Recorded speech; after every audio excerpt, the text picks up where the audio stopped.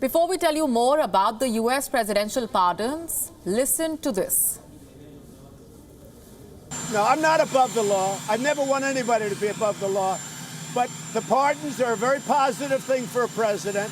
I think you see the way I'm using them. And yes, I do have an absolute right to pardon myself. This was in response to the Robert Mueller investigation on Russian interference. After 15 pardons and 5 commutations, President Trump might issue pardons to more people, so he's not stopping here, like his allies, friends, family members, or even himself. So what exactly is a presidential pardon? Corn, I hereby grant you a full pardon. Thank you, Corn. What a break. That is certainly not the kind of pardon we are talking about.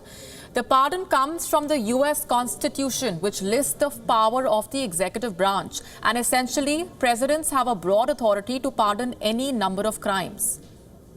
Since taking office, President Trump has issued numerous pardons and commutations for individuals who have committed federal crimes. But Trump is not the first to issue a controversial pardon.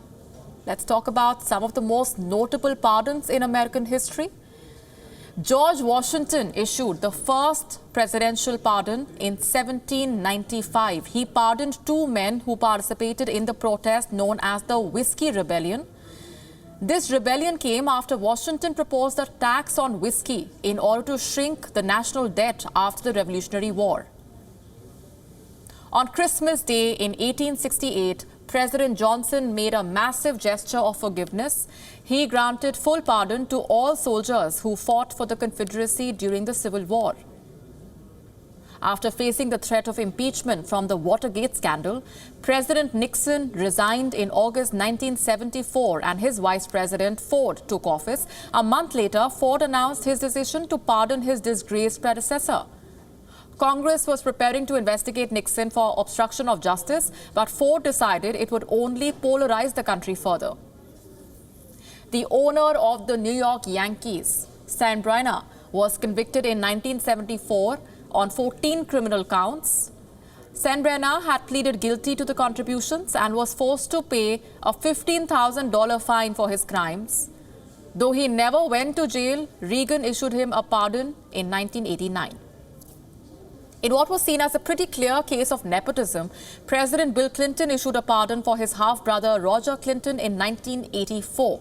Roger had served a year in prison for pleading guilty to cocaine distribution charges. The pardon was one of 140 that Clinton had issued on his last day in office. In 1992, President George H.W. Bush pardoned the former Secretary of Defense along with 5 others for their crimes involved in the Iran-Contra scandal. This scandal happened during Reagan's second term and involved the secret selling of arms to Iran, which was under an embargo at the time. Chelsea Manning had been in prison for 7 years out of her 35-year sentence, and in 2017, President Obama commuted her charges. The former Army intelligence analyst Chelsea Manning was convicted of leaking documents that revealed classified information on controversial military and diplomatic activities around the world. Obama's decision to grant Manning a reprieve was seen as highly controversial. WION now available in your country. Download the app now. Get all the news on the move.